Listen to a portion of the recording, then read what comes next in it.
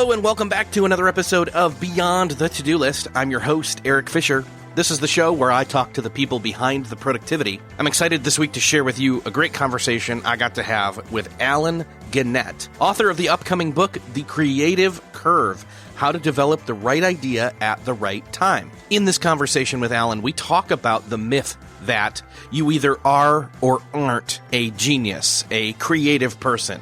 And in fact, there's much more to it than that. And in fact, there's much more to it than having talent or not. It's not necessarily a binary thing, but it has way more to do with deliberate and intentional practice and honing of skills. I think you might be surprised by what you find out in this conversation. And I know for me, thinking along the terms of my own creative endeavors and things that I want to learn how to do or be better at doing, this conversation was a real encouragement to me. So I know it's going to be the same for you, and I will just get out of the way and say, enjoy this conversation with Alan Gannett. Well, this week it is my privilege to welcome to the show Alan Gannett. Alan, welcome to the show. Thanks, man. Thanks for having me.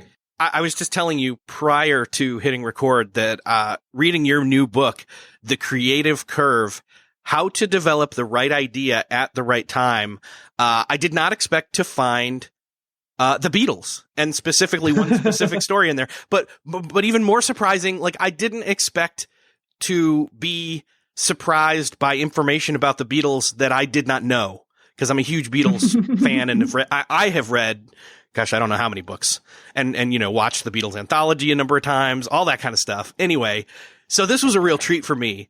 But the creative curve, this fits right in with my show and productivity, because we're always talking about not just doing the right things, but doing the right things at the right time. But not only that, maybe fitting in between seasons of the creative curve by doing the right things in preparation for when it's the right time. So there you go. I love it. Yeah. And I think, one of the things, and so, as you sort of talk about, the Beatles is one of the stories I use as an example where, we have this notion in our culture of creativity as this magical, mystical, wonderful thing that, for some people like Paul McCartney, who seemingly dreamed up the song yesterday, literally in a dream, is this like wonderful organic process. But and I talk about in the book, I sort of break down the story of yesterday and give some of the more real and sort of actual story of how it actually came about. But when you actually look at a lot of these stories of creative genius, whether it's Paul McCartney or J.K. Rowling or really any of them, what you find is that really they're the story of long periods of intense amount of training, consumption, information gathering, and then huge amounts of work once they have an initial idea. It's not the classic example that people like to talk about is Mozart being sort of this, this child prodigy and popping out of the womb playing the piano. The reality is Mozart started when he was 3 years old, practicing the piano 3 hours every single day with literally the best music teachers and under the thumb of a helicopter dad. And he wrote his first true piece of original music 14 years later when he was 17, which you think is young, but first, it wasn't a very good piece of music. And second, this is after 14 years of practicing every single day with the best music teachers under all of Europe under the conditional love of a helicopter dad. So you'd create a half decent concerto too. And so we have this notion in our culture of creativity that's just wrong. Yeah, I mean, it's basically this myth that it's a binary. It's a 1 or a 0. It's a yes or a no. It's a true, I'm a genius, or false, I'm not one. But even that myth is false, right? And I think part of it is we actually, I think we kind of like that myth. Not only is there fun stories, but it also gives us an excuse, right? If for some people it's so easy to be that creative, well then maybe if it's not easy for me, I just shouldn't work that hard. I shouldn't try. And so I think this is actually, and I talk about this in the book, one of my worries in writing a book that's sort of deconstructing creativity is that people will think I'm saying it's easy. I'm not saying it's easy. In fact, what I'm saying is that it is possible, but it is incredibly difficult.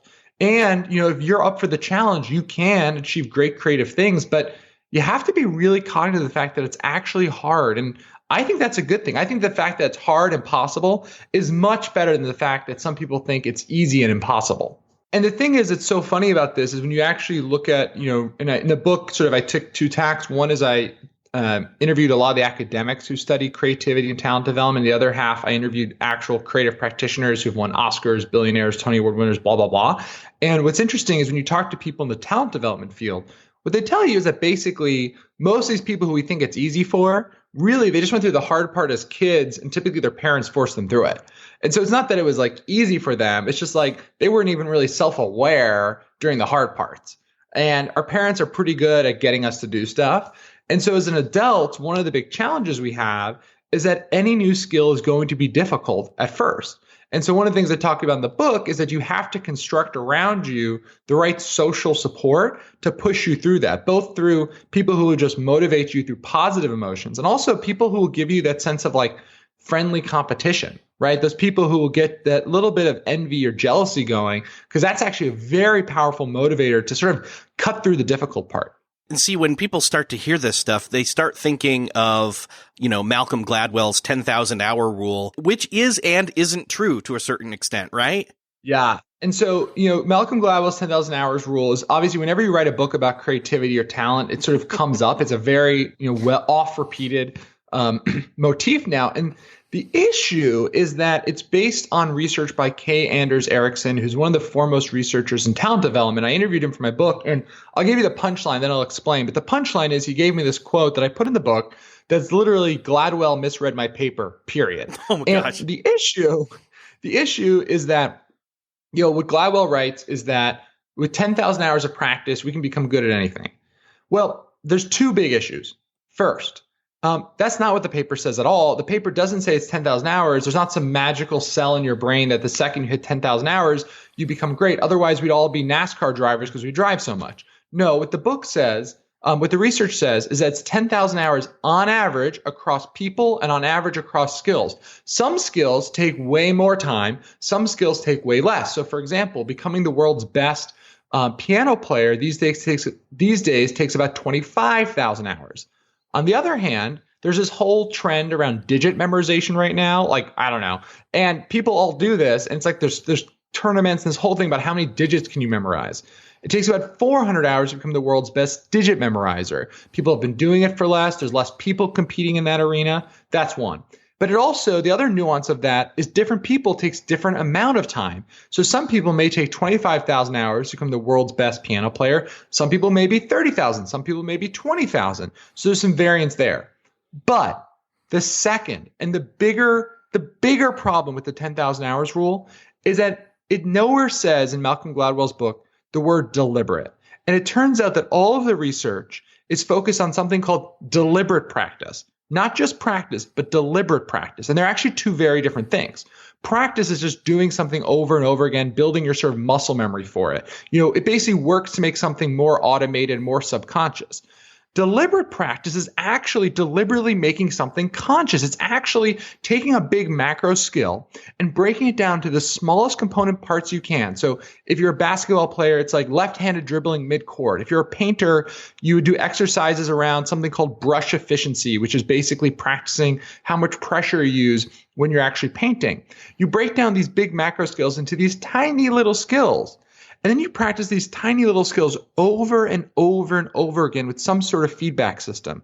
And that is actually how you keep developing. Because if you just do normal practice, what happens is your brain makes things automated. It stops actually getting better at them. It just sort of makes things, subconscious. But when you do deliberate practice, you actually are able to keep getting better by breaking down these skills. And so that's a huge distinction in pedagogy that Malcolm Gladwell completely glosses over. And so the result is we have this notion that's really wrong that sort of infected our sort of business learning and how we talk about learning. And so we can all become great at things, but it takes a very specific type of practice and training to do it. That's fascinating. So in essence, Malcolm Gladwell created a modern day myth when it came to this genius stuff. But let's talk about this myth of being a genius or not. Like, where do you think that myth came from? So it's really fascinating. So I in the book, the first half of the book, I spend debunking this inspiration myth of creativity. The second half of the book is about, well, if it's a myth, then how do you actually get better at it? And so the first half, I spend one chapter actually going through the history of creativity and genius and how they've intertwined over time. And it's super fascinating. I mean, there have been times in culture, for example, where artists were actually viewed not as geniuses, but actually as basically like low-level craftspeople. And so what happened is during the Italian Renaissance, there was this huge amount of prospering that went on. All of a sudden, it wasn't just, churches and kings that could afford art, but now it was all of these upper middle class merchants who had all this money and wanted to live like kings. And so they started buying art. So all of a sudden, the market for art exploded and a basic supply and demand equation fell into place where all of a sudden these artists just had more people wanting their work. And so, instead of viewing themselves as lowly craftspeople, they started developing egos. They started developing cults of personalities. They started developing brands. And all of a sudden, the idea of sort of this godlike artist developed, where, the artist, in fact, became the sort of source of these great works that people wanted and they saw in their friends' houses and they wanted.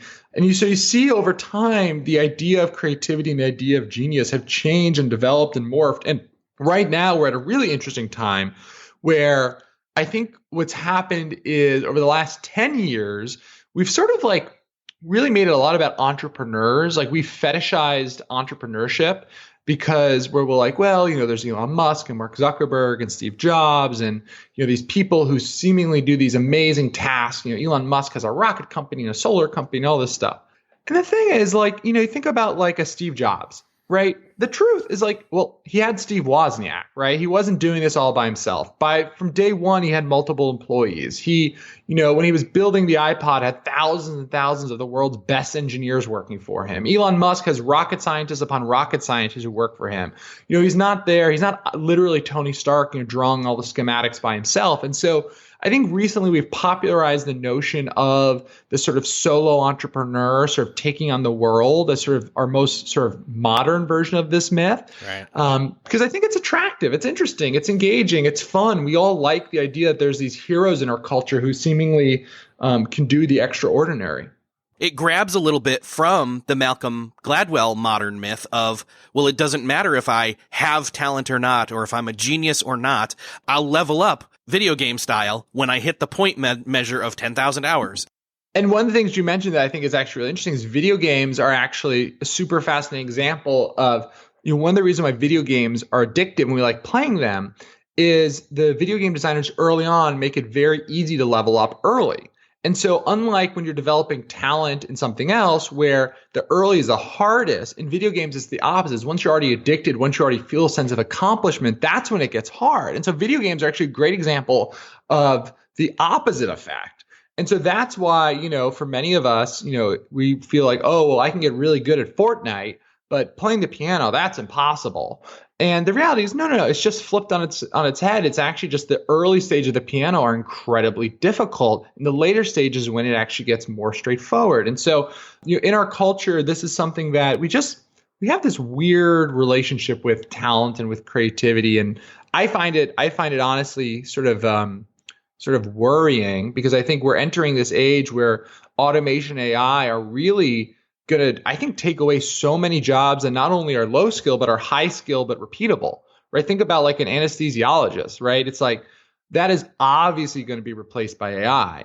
And so I really worry that this myth of creativity has gone from sort of a, just something that's not great to something that's really problematic at a societal level. Because if we don't start teaching people that they need to develop their creativity, you're going to enter a world where every other skill is automated and creativity is probably the last man standing. Yeah, well, so let me ask you this. Like, do you believe there's this at all? There's an inherent, like, certain amount of talent or genius at all that we're born with, and then we, grow, intentionally or deliberately develop in individual, micro skills into macro level skills? Or, like, what's the breakdown here? So I think obviously there's some things where there are physical things, like there are, being tall is helpful for being a basketball player. You can't change your height, but there are short basketball players, right? But, and this is going to sound controversial, but it is something that there's a lot of science behind. When you talk to the scientists and the researchers who spend their lives in the field of studying talent development and the field of study of greatness, which is a real name for a field, which I think is amazing, the study of greatness. What's amazing is that they actually are really, really against the idea of natural born talent. What they will tell you is that typically it's a misattribution. So typically a few different things happen. So a common thing is that, a kid is really young and his parents are just being loving, and he paints a terrible drawing, and they tell him it's great because they love him. That positive validation creates a feedback loop where he then paints more because he likes the feeling he gets from it. And by the time he's 7 or 8, he's actually good at painting because he's been doing it for years. And now more people give him positive feedback. He just does it more and more. And there's this idea of compounding advantage. Another example is there's the girl who, when she's 11, goes to her first track practice and she's super fast. Everyone's like, wow, she's such a talented runner.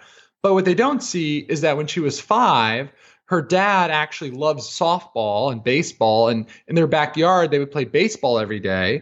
And she was running between the bases in their backyard since she was 5. So by the time she's 11, she spent 6 years essentially running track without realizing it. And we misattribute that to talent. And so one of the things I was most surprised by, when I went in to write the book, I had this idea that we probably have oversold talent. But the people who spend their lives doing actual academic research on talent think that it's mostly a farce. They think that really the reality is we're very, very bad at tracing back the early roots of a skill and when and how people developed it. So if you were here talking to a professor who studies this, you'd get an answer that would probably shock you. And it would pretty much be, no, there's no such thing as talent, right? There's no such thing as talent. We're misattributing where the, micro origins of the different skills that we have up to a certain point. And there's all sorts of fascinating things, like there's this concept of neuroplasticity, which is that your brain every day generates thousands of new brain cells. And what's interesting is that these new brain cells, kind of like if your muscles are working really hard, these new brain cells actually go and attach themselves literally to the parts of your brain that are most active.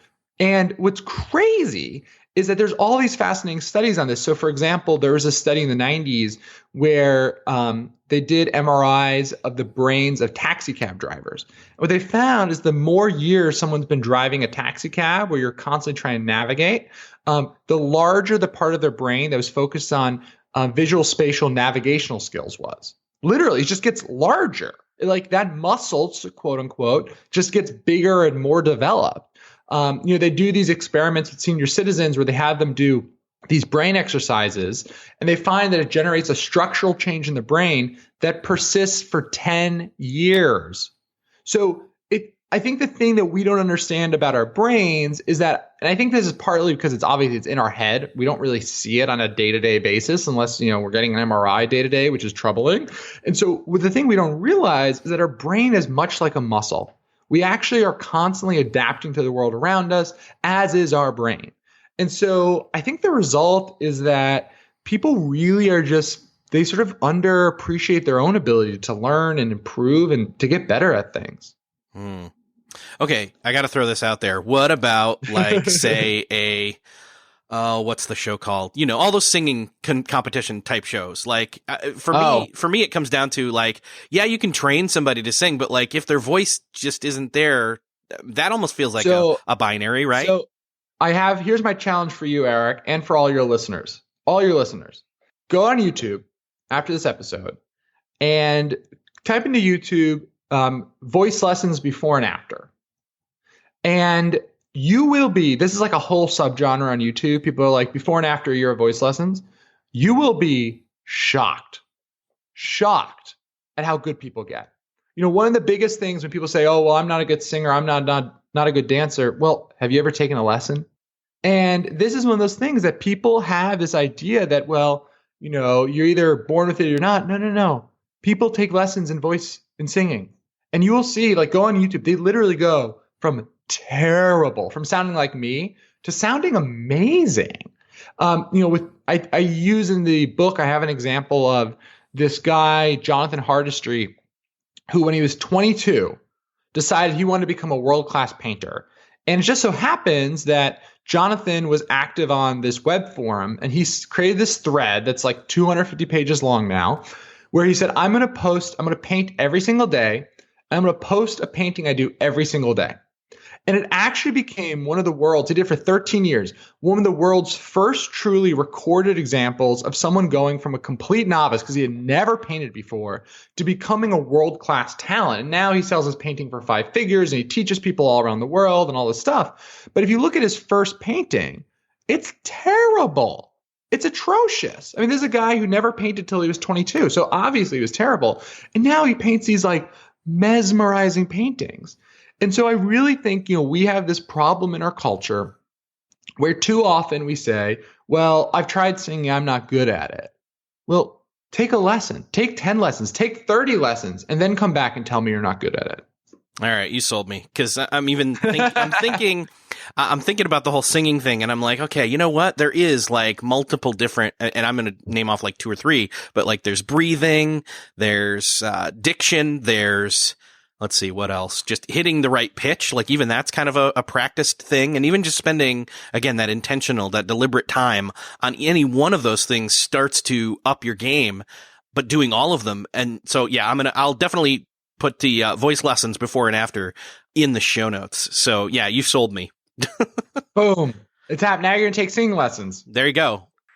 All right. So then if we are not going to buy this myth anymore that we either are or aren't geniuses, how do then we progress forward with the creative curve? So let's talk about this. Like, what specifically is the creative curve? So basically, the creative curve is my cutesy name for a scientific finding, which is a individual level phenomenon, a group level phenomenon, and a population phenomenon. And what scientists call this phenomenon is the inverted U relationship between familiarity and preference. Whew, what does that mean? Basically, and it's a U shape, hence the curve. Basically, what scientists have found is that when we first see something, we tend not to like it. The more we see something, the more we like it, but only up until a point. Once it reaches that point, which I call the point of cliche, the more we see something, the less we like it, hence the U shape.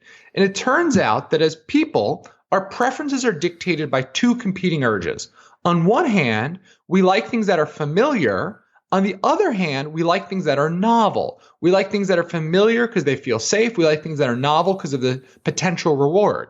Our brain is constantly balancing these 2 things. We don't want to, if we're in a field and we see a berry we've never seen before, if it looks kind of like a strawberry, we go, okay, I'll try it.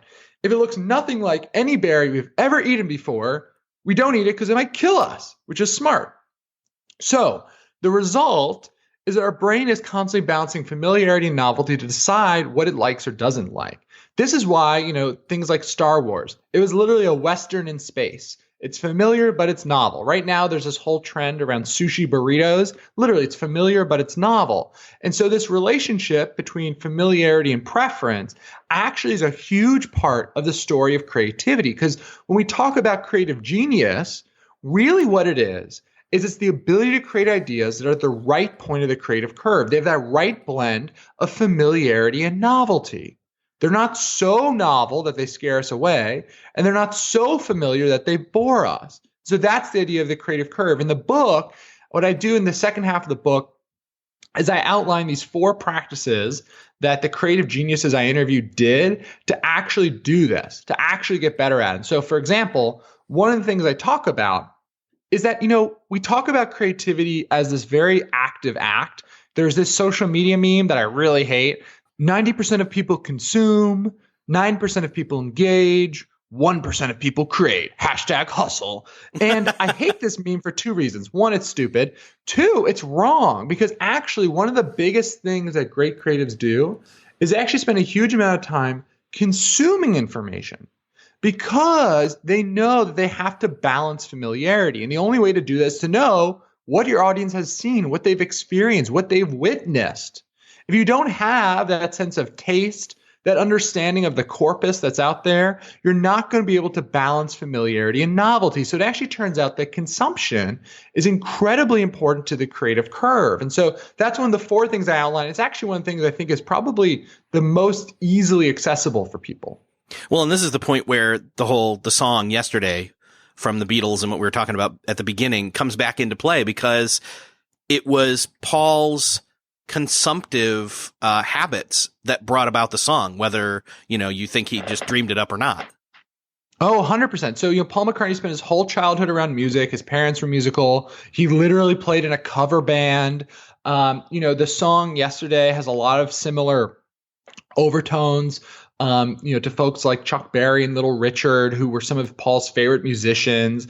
And so what you just see is, and you actually take a closer look at stories of creative genius, J.K. Rowling spent her entire childhood locked up in her bedroom reading books because her parents were fighting and stressed out. And so she would just go there as her escape. I interviewed Ted Sarandos, the chief content officer of Netflix, who tells a story about how when he was an 18-year-old, he got a job at a video rental store and he literally watched every single movie in the store because he didn't want to do his homework.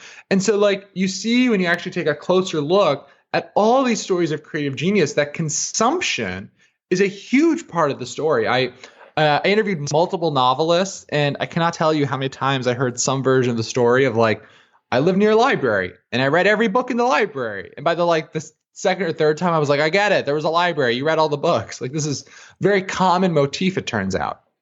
Well, and so essentially what we're saying is consumption is a huge part of then the creation process, right? Yes, because again, one of the things, and I think part of the problem that people have when it comes to creativity is they mistake capital C creativity for lowercase c creativity.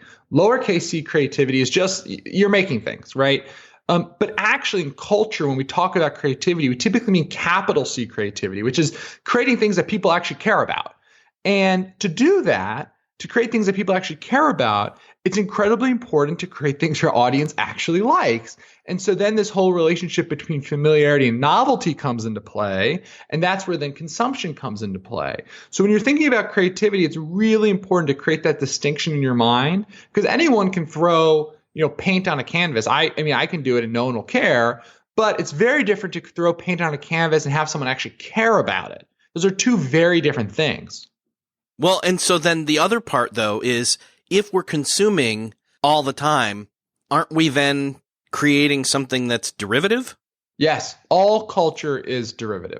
It's literally impossible not to, unless when you were born, you went into a vacuum, because even without realizing it, you're watching TV, even musicians who are well, they're so innovative, they're so novel. Typically their songs are 3 minutes and 30 seconds. Most movies aren't 10 hours long. They fit within this sort of normal structure and format. The other day, Kanye West tweeted something. I hate quoting Kanye West, but he tweeted out that great artists steal and update. And it's just so true. You look at so much music, think about how much music involves sampling other music. It's such a huge part of our culture. When you look at, fine art, for example, fine art clearly goes through these sort of gradual shifts.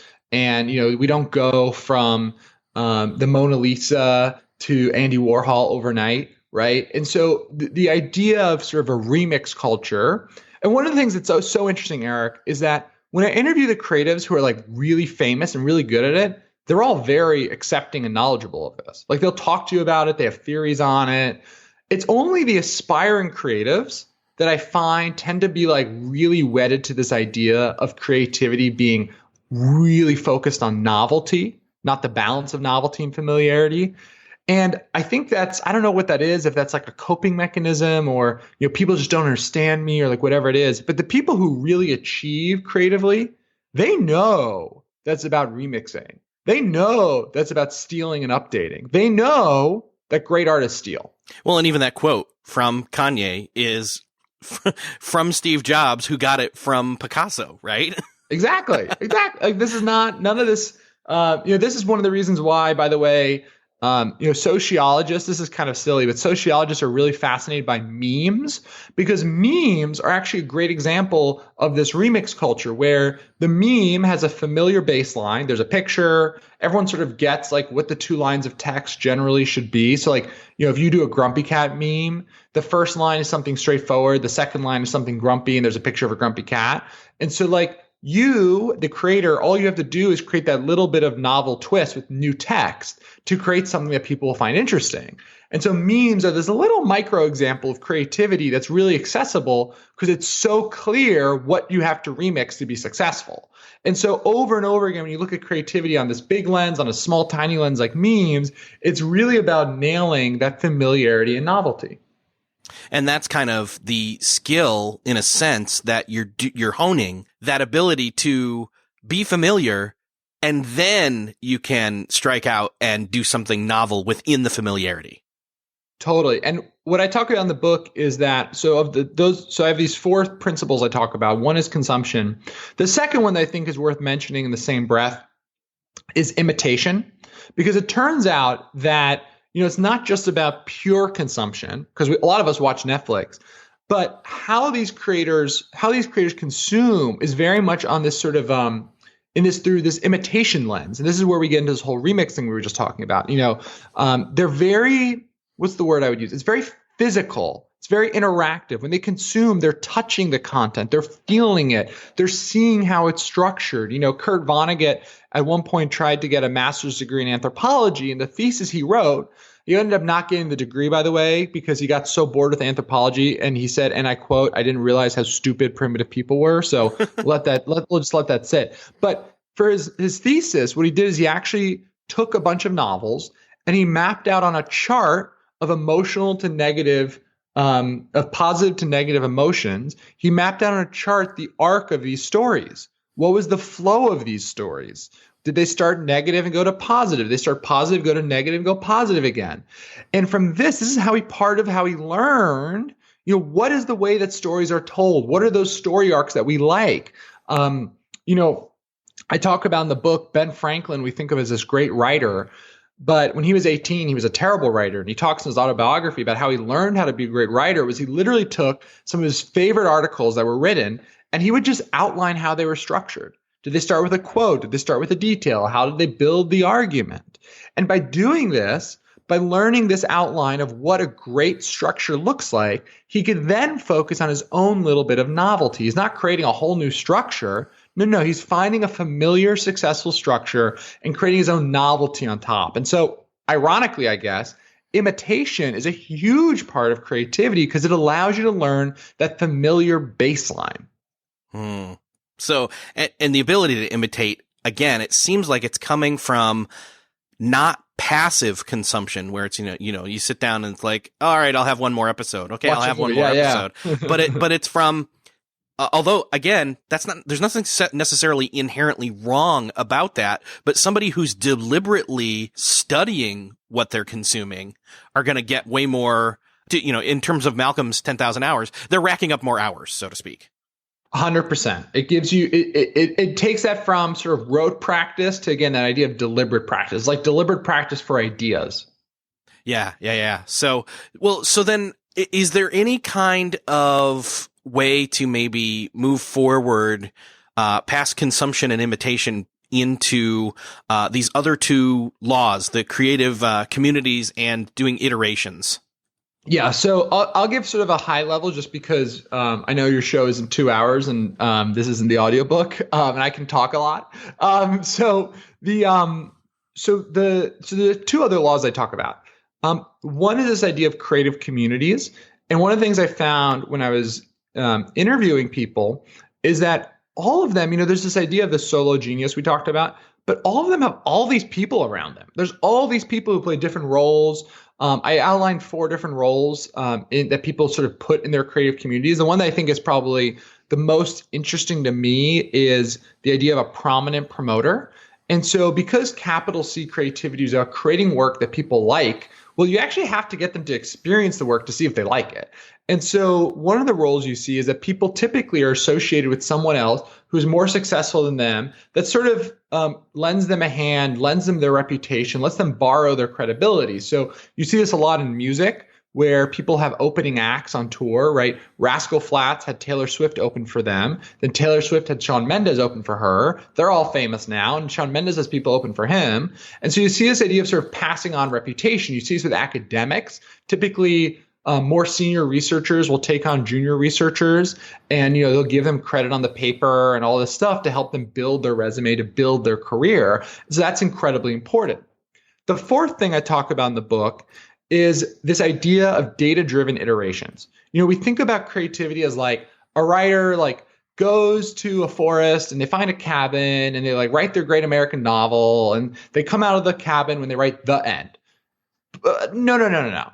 What you actually find is that the people who are really good at creativity are also feedback obsessed. Writers have multiple readers, their agent reads it, their editor reads it, their friends read it. They're constantly getting feedback because Because if capital C creativity is about creating something that will resonate with the audience, well, then part of the process is getting that feedback from the audience. Movies famously actually consume huge amounts of data. Nowadays, not even post-production, but pre-production. They'll actually test movie concepts before green lighting them. Once the movie's done, they'll actually show it to all these different audiences and do test screenings to see if the editing works, to see if the pacing works, to see if any characters need to be cut out.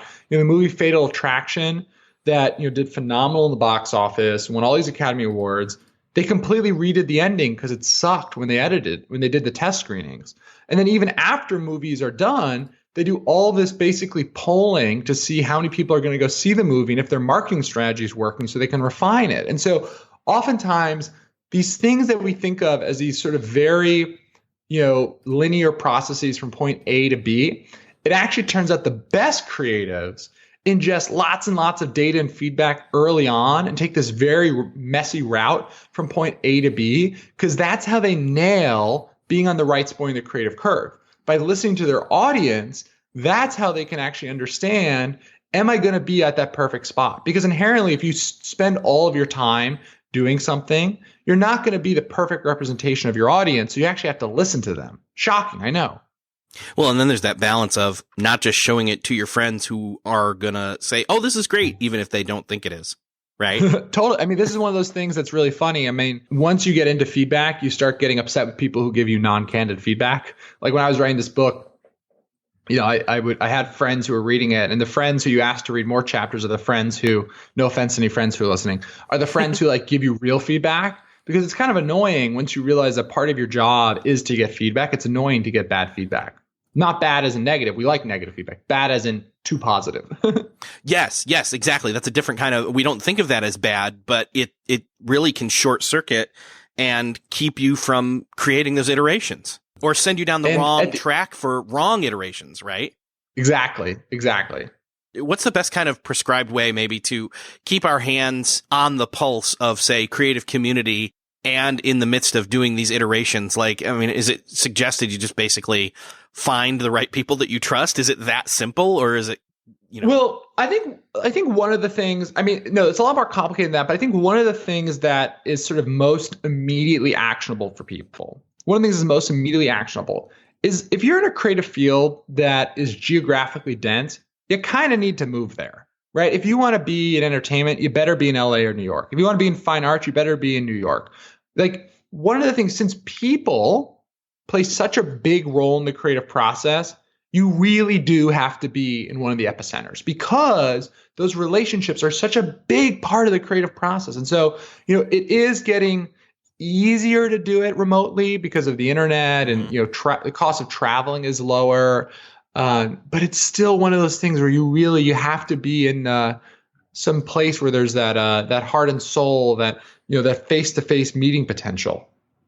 Yeah. Well, and I think some people would disagree. They'd say, well, I want to do it my way. I want to do it here. I have a creative community here, and I'm still consuming things and, deliberately assessing them.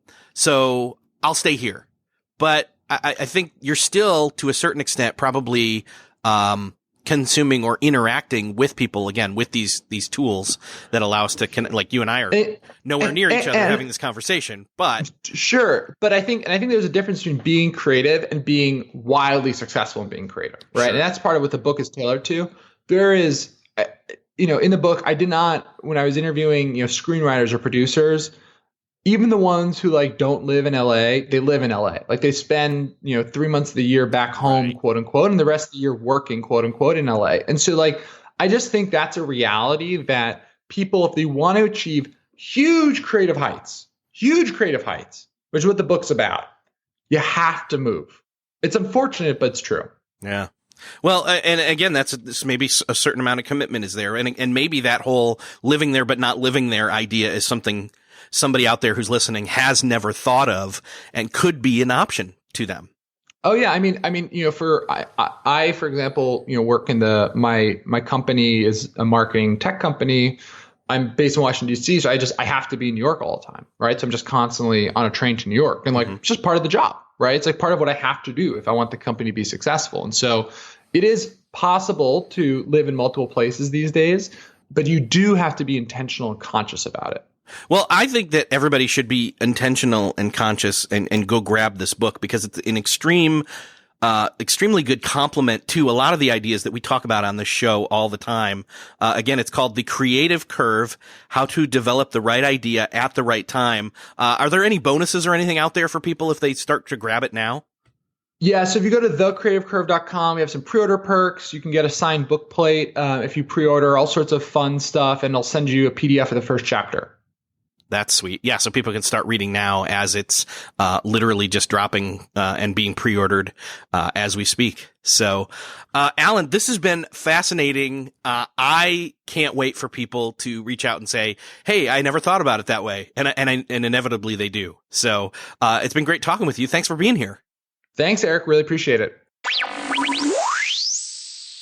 So you've heard what Alan has to say about genius and about talent and about the 10,000 hour rule from Malcolm Gladwell. I'm curious if you believe those same things he does based on his research for this book. I know, as you've heard in the conversation, I'm sold. I really do believe this. Like, I really do think that when it comes down to it, it really is more about putting in the deliberate practice. It's more about honing the skills intentionally, and that it's not this just set 10,000 hour rule mark that you have to hit and then suddenly you're a master or you've mastered whatever that thing is, that it's actually about breaking down the overall thing into those smaller skills and then not just passively doing it a whole lot to, quote, get better at it, but to master each and every individual part of the process for that bigger, bolder, broader, creative talent thing that is the overarching thing that, again, most people say that's the 10,000 hours that I put in and then I'm good at that thing. So I'm telling you, like, I believe this, like, I really do, because I think I can see the evidence of a lot of different things in my past that over time and interest and intentional work at it, I've gotten better with certain things, and those are components of bigger things. And I'm kind of looking around at my internal life and thinking, where are some of the other smaller skills that I need to hone that then will round out and complete some of these bigger things that I know that I am good at, but could be great at. So I want to hear from you. Go to beyondthetodolist.com/225. There you'll find the show notes. You'll also find the comment section. You can leave a comment there and let me know what you think. Yay or nay? Talent, is it a thing? While you're there, hit share and let somebody that you know enjoy this episode as much as you did, because you're listening this far in, so I know you're a faithful fan. Thanks again for listening. I hope that you enjoyed this episode, got something really great out of it, some encouragement, some food for thought, and that will carry you along in your creative and productive life, and I will see you next episode.